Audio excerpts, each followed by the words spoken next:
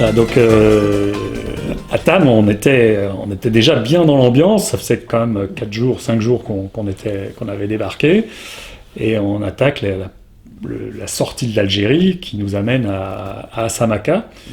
Et ce jour-là, cette spéciale-là, donc à Samaka, voilà, c'était la frontière Niger. Donc on part de Tamanrasset et on arrive. Et moi, j'ai plutôt bien roulé. Je me souviens, j'avais doublé pas mal de mecs puisque je finis, je crois, 15e ou 20e ou un truc comme ça. Donc j'étais pas trop mal placé. Et on arrive à Samaka. Et à Samaka, pour nous, c'était l'étape. Mais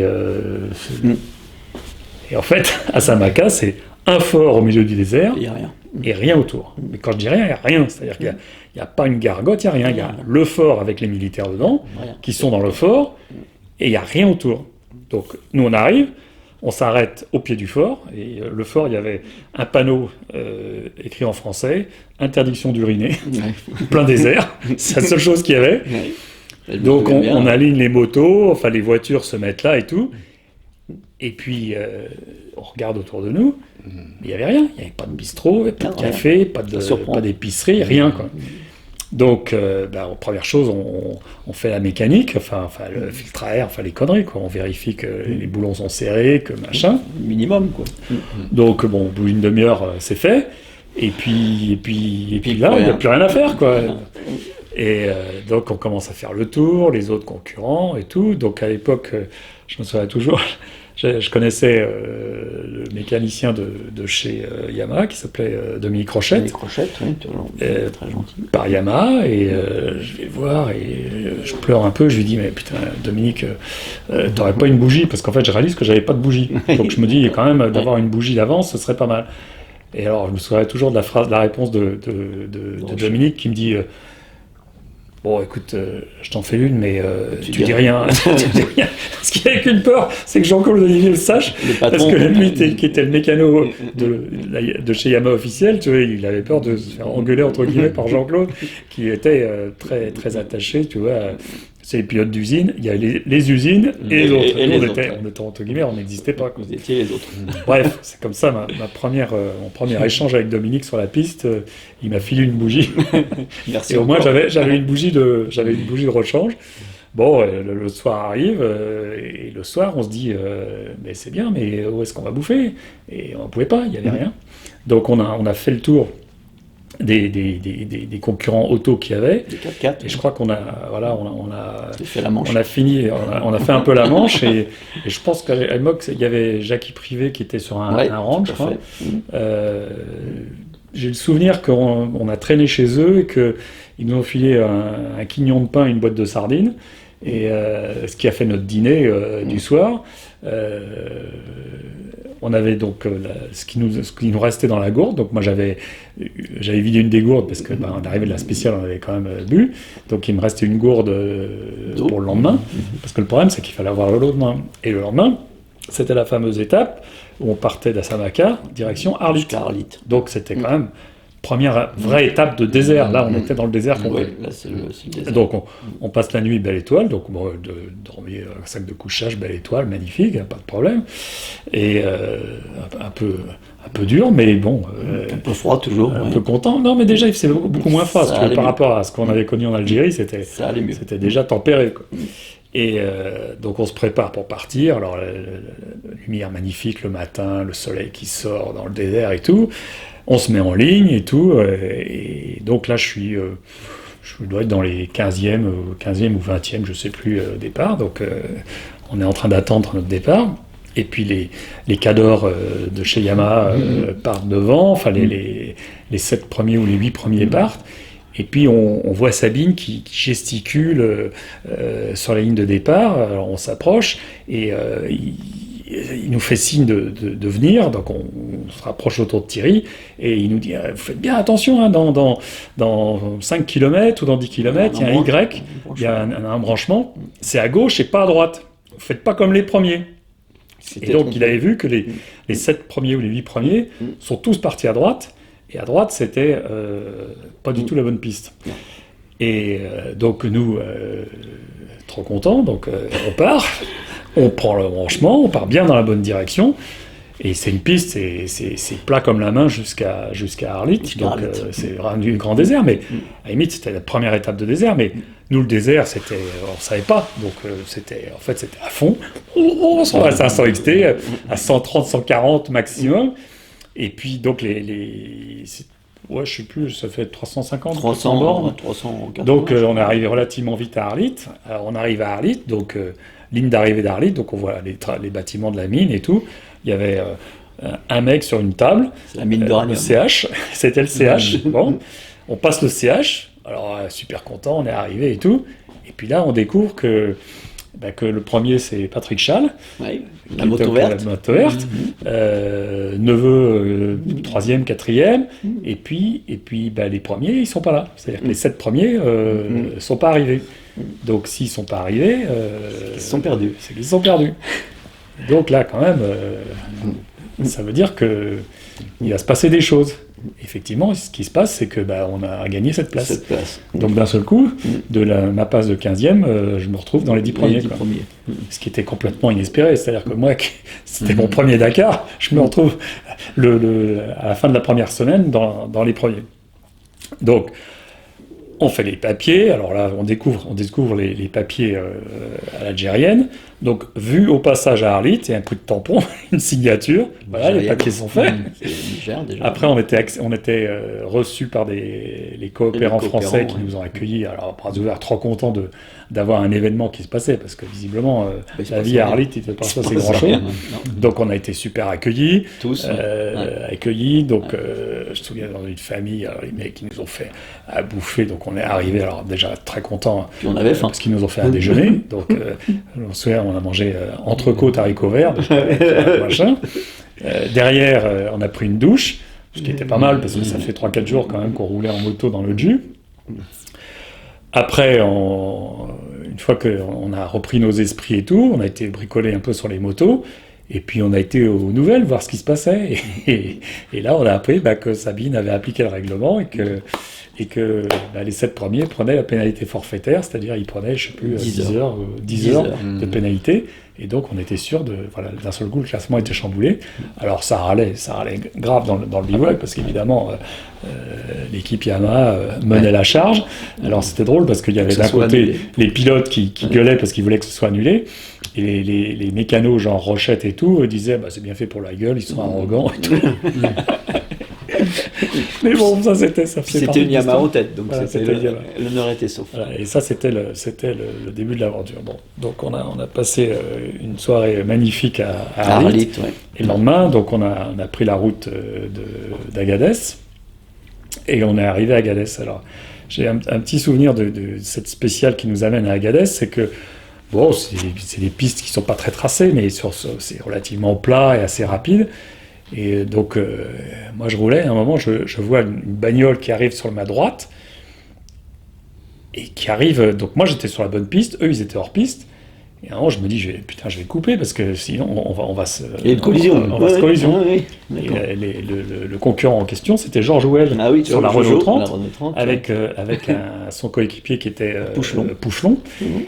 Ouais. Et moi j'étais sidéré, parce que je me dis mais ils m'ont pas vu. Moi je pensais qu'ils faisaient exprès, mais en fait j'ai compris après coup, parce que quand t'es en bagnole, t'es dans ton truc et tu regardes ni à gauche ni à droite. Ton champ de vision est devant.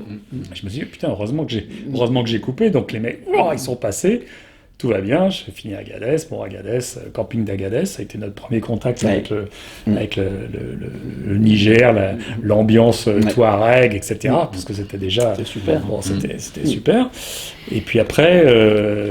c'est une grande ville quand même. Là, on a eu un petit coup de blues, parce qu'il y a eu un accident avec un motard qui malheureusement qui s'est tué.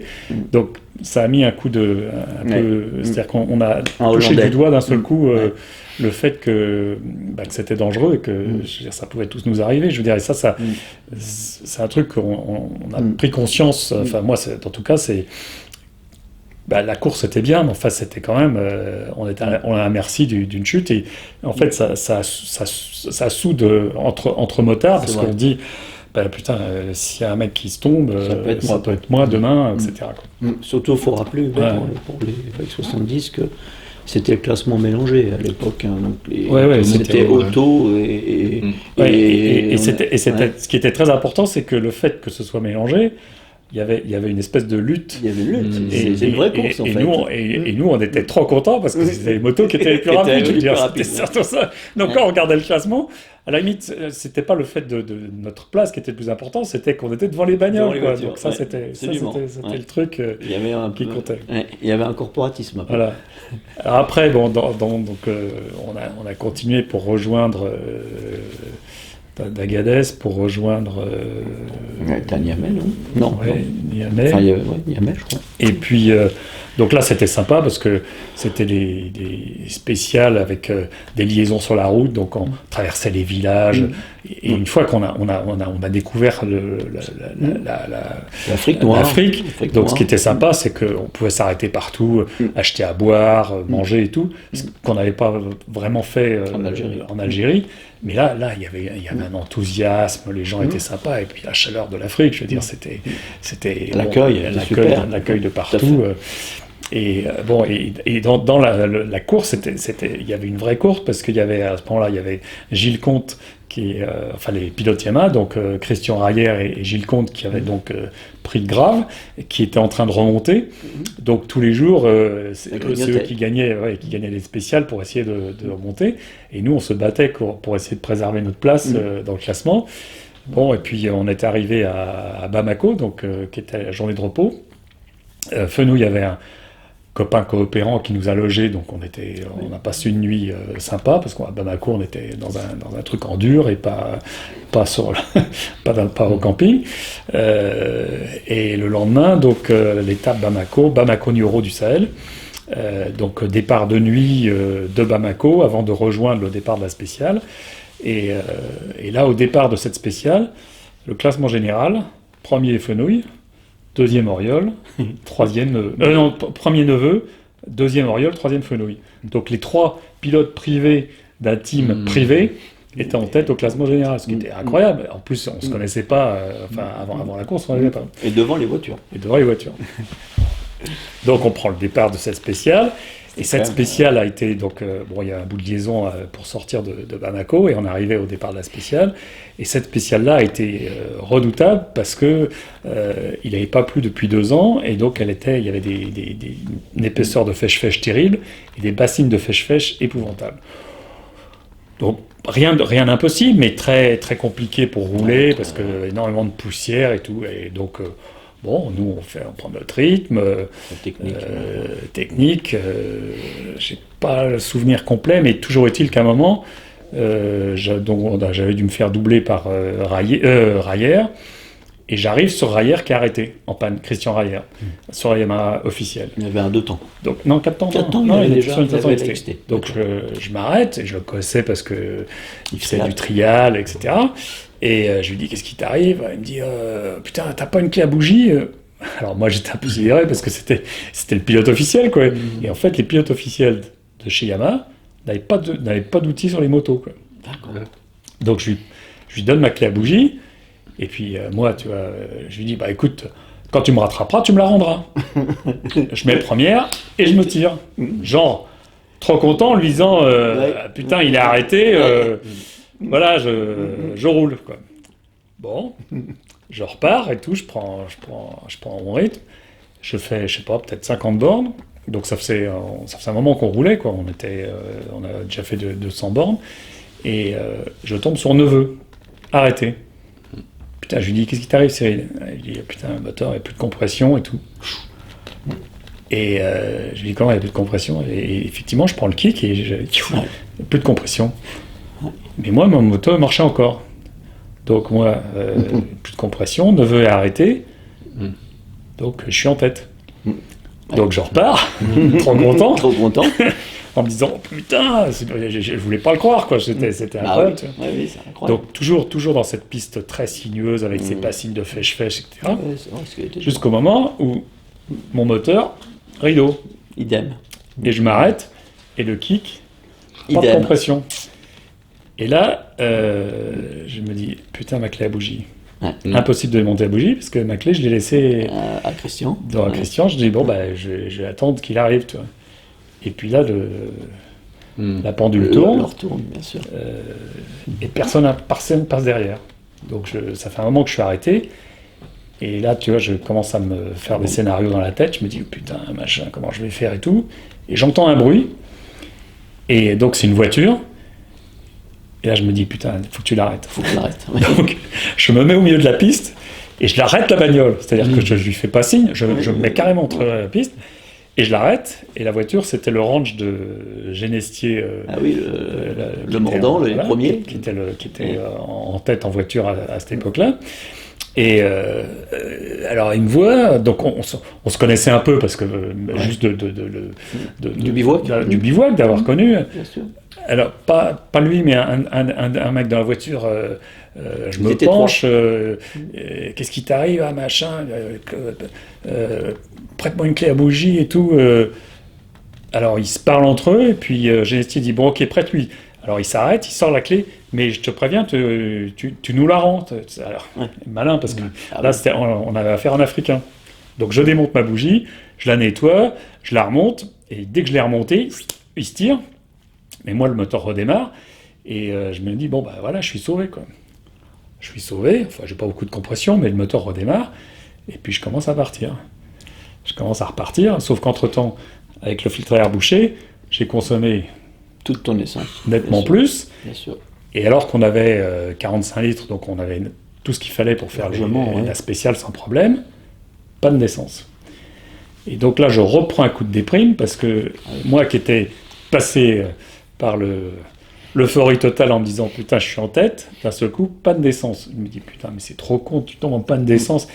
Et je comprends après coup la consommation, surconsommation et tout. Et puis voilà, je suis arrêté, panne d'essence, pas de clé à bougie, le moteur arrêté, et là, alors là, les heures ont commencé à tourner. Et tu vois des motos passer. Il y a quand même quelques motos qui sont passées, dont moi, dont une petite 250 avec Philippe Vassar. C'est vrai. Et là, je suis désespéré parce que tous les mecs qui sont passés, je leur demandais de l'essence, mais tout le monde était à rade à limite. On était tous donc juste. personne ne pouvait me filer d'essence. Et finalement, je crois que c'est une bagnole qui est passée qui m'a donné un peu d'essence, donc j'ai pu repartir.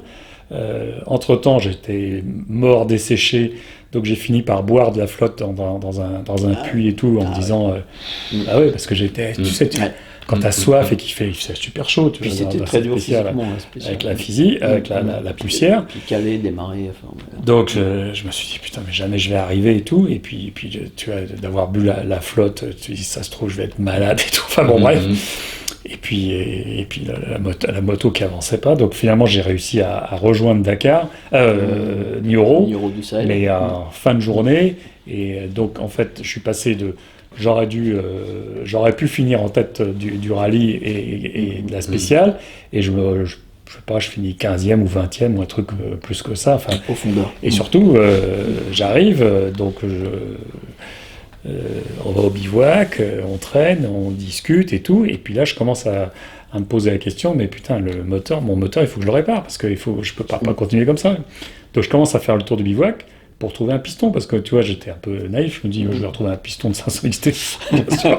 À Niro, pareil, il n'y a rien. Et personne, non, mais surtout personne n'avait de pièces. Parce que bon, le neveu a fini par arriver, parce que son père avait un moteur, donc il lui avait changé de moteur, donc lui il arrive, donc il avait un moteur neuf. Il avait le moteur ancien, mais on ne pouvait pas avec le moteur ancien réparer le mien. Il était mort. Il n'y avait pas de pièces. Et donc, je commence à réaliser que je ne vais pas pouvoir réparer mon moteur. Ça se termine. Ouais. Donc, ça se termine. Je passe la nuit. Je finis par acheter un bidon d'huile en me disant, déjà, au moins, j'aurai de l'huile. Donc, le lendemain, je pars avec mes 5 litres d'huile sur la moto. Et la moto consommait à peu près autant d'huile que d'essence. Ouais. Donc, elle fumait panache bleu. Et le segment était mort. Je prends le départ de la spéciale comme ça. Donc, je me traîne jusqu'à Bakel, c'était Nioro Bakel. Et j'arrive à Bakel, j'arrive comme je peux, mais j'arrive à Bakel. À Bakel, le bivouac était sur le fort au bord du Niger. Du Niger. Et là, je retrouve neveu avec son père et tout. Et puis, il y avait Georges Renoux qui était dans un Mercedes, qui faisait la course, et Alors, il va le voir, moi je le connaissais pas, il était journaliste à Paris Match, qu'est-ce qui t'arrive, je raconte, il me dit, alors lui, il avait, Royal, il avait un gris-gris autour du cou, et il me l'enlève, il me dit, tiens, je te donne ça va porter chance. Moi je me mets le gris-gris, je lui dis, tu penses, ça porte tes chances, c'est pas ce qui va réparer mon moteur. Je passe la nuit à broyer du noir en me disant putain mais là je suis quand même au bout du rouleau parce que j'avais déjà consommé au moins 5 litres d'huile pour arriver à faire la spéciale. Et le lendemain matin, je prends le départ. J'avais pas beaucoup de mal pour démarrer la moto parce que je la poussais. J'avais besoin juste à la pousser, elle démarrait toute seule. Mais le moteur tournait un peu. Et je traverse le fleuve et je suis sur la piste de l'autre côté. Et là d'un seul coup le moteur, rideau, ça s'arrête. Donc je me retrouve sur la piste en tôle ondulée qui est la piste qui traverse le désert du Ferlo là pour rejoindre Saint-Louis. Et qui va à Saint-Louis.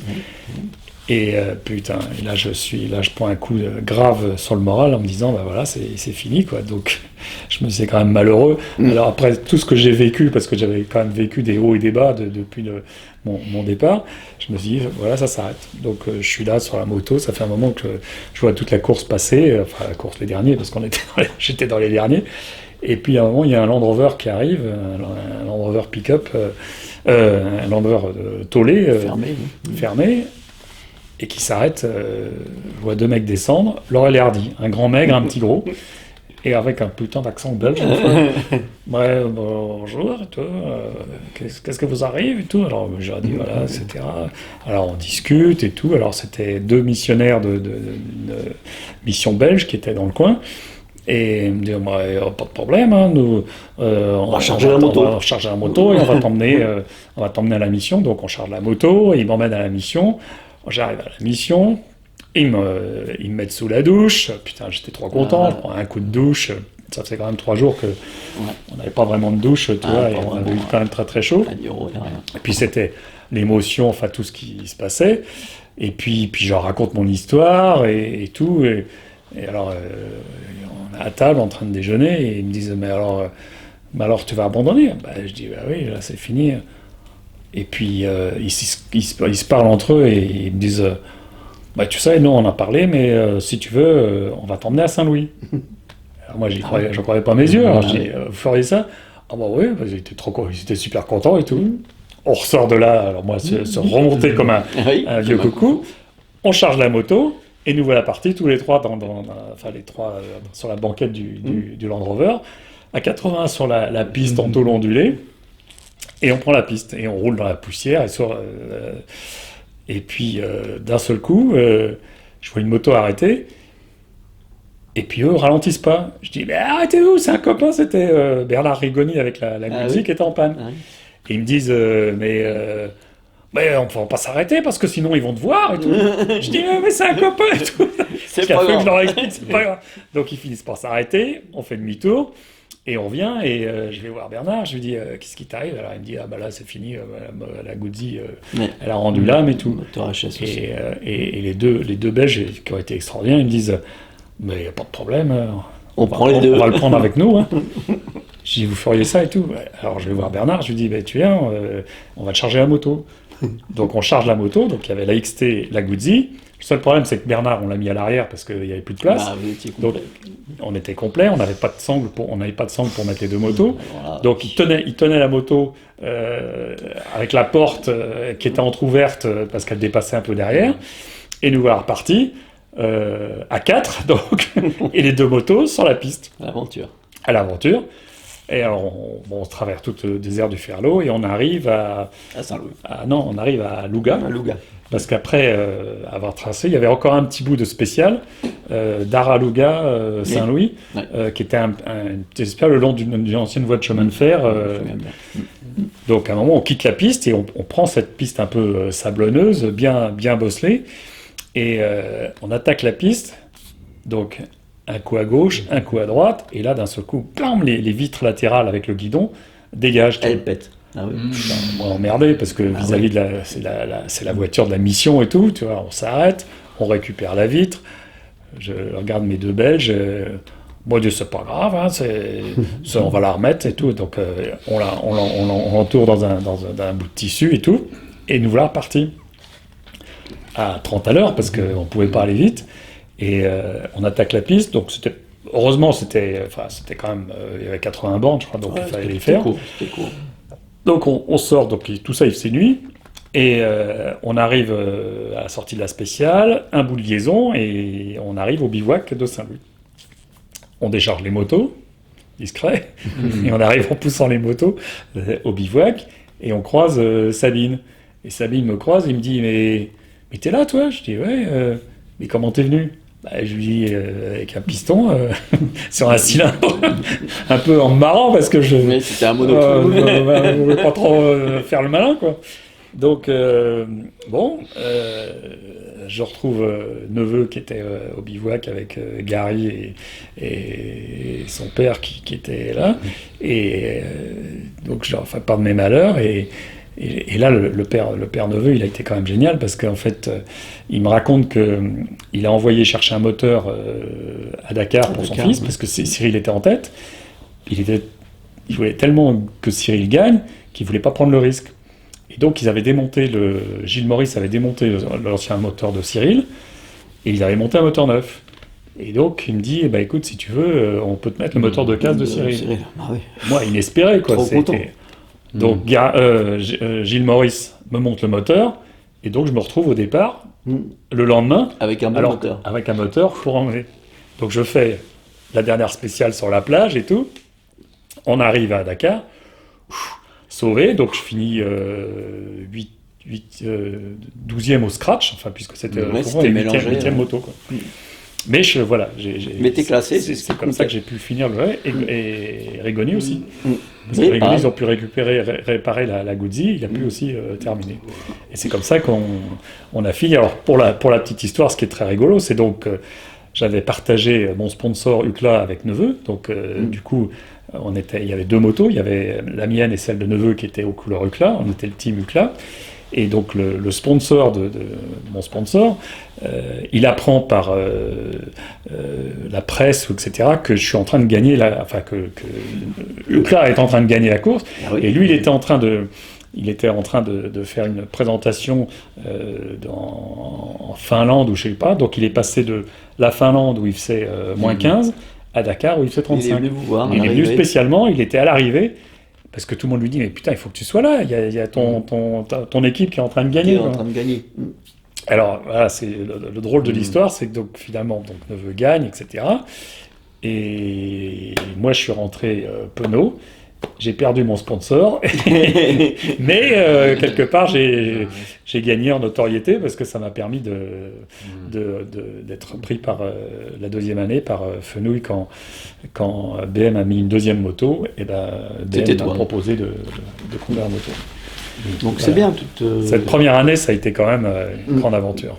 Épique. Mais ce qui est intéressant, c'est que c'est des souvenirs qui sont frais dans ton esprit. Ouais, parce qu'en fait, les détails, les lieux, c'est pas qu'ils sont frais, c'est que ça a été tellement fort et ça t'a tellement marqué c'est vrai.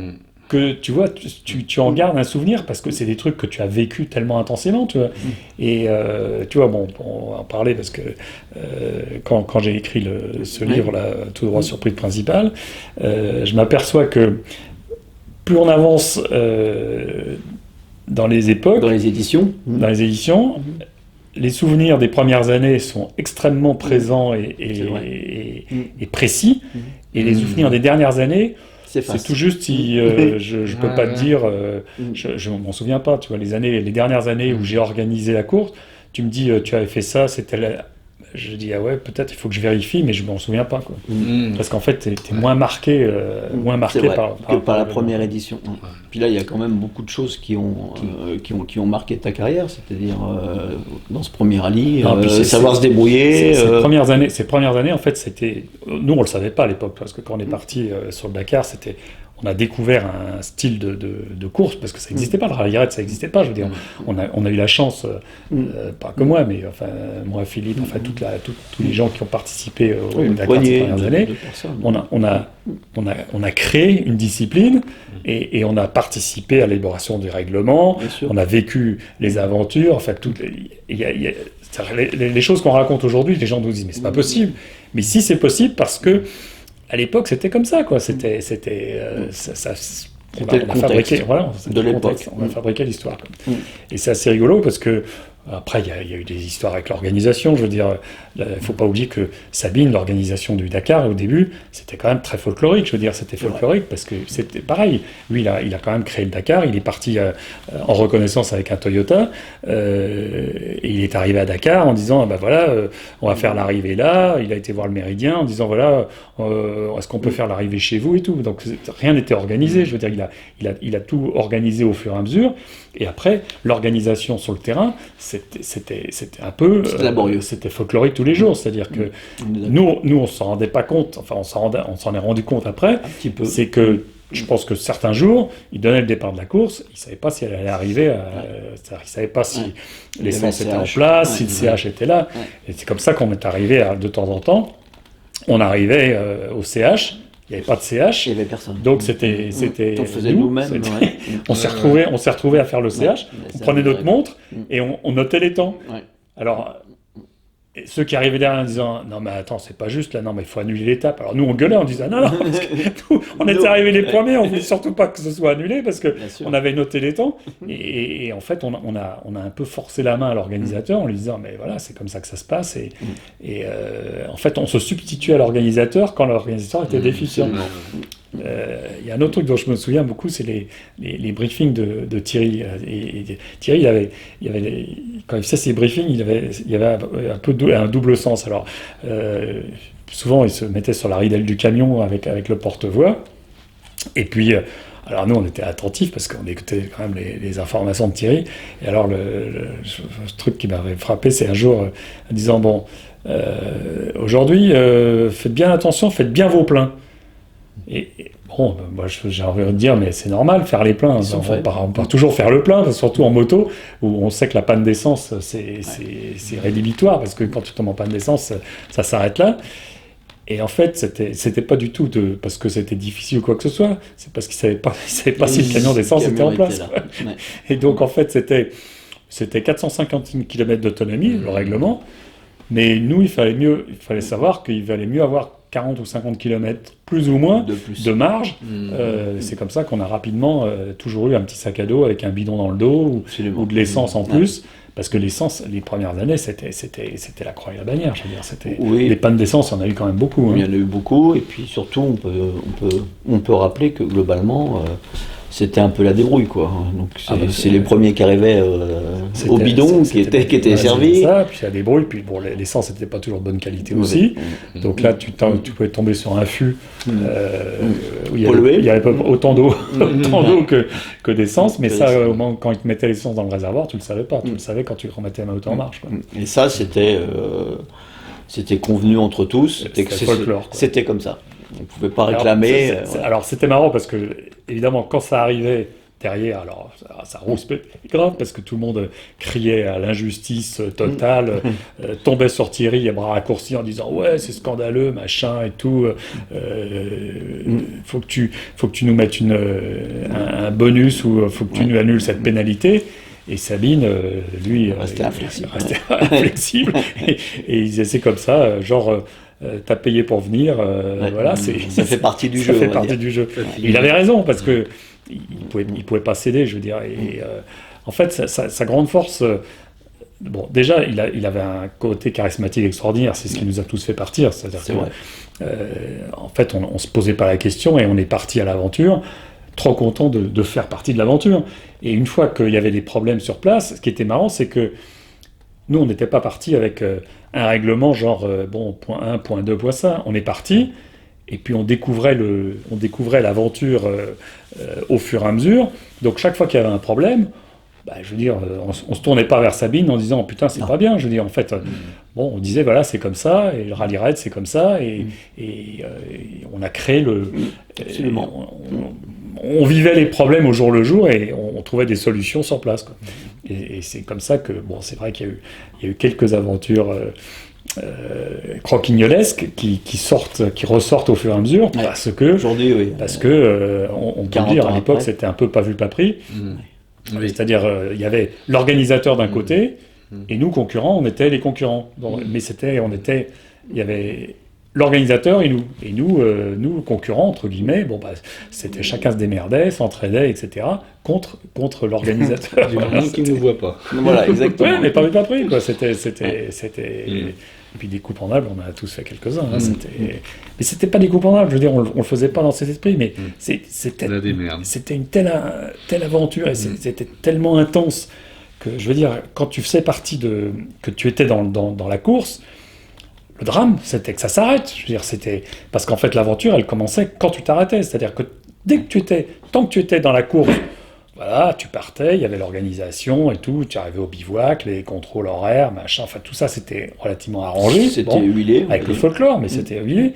Mais quand toi tu t'arrêtais et que tu tombais en panne sur la piste, là c'était le début de l'aventure. C'était une autre histoire. Ouais, c'était une autre histoire. C'était la vraie découverte de l'Afrique.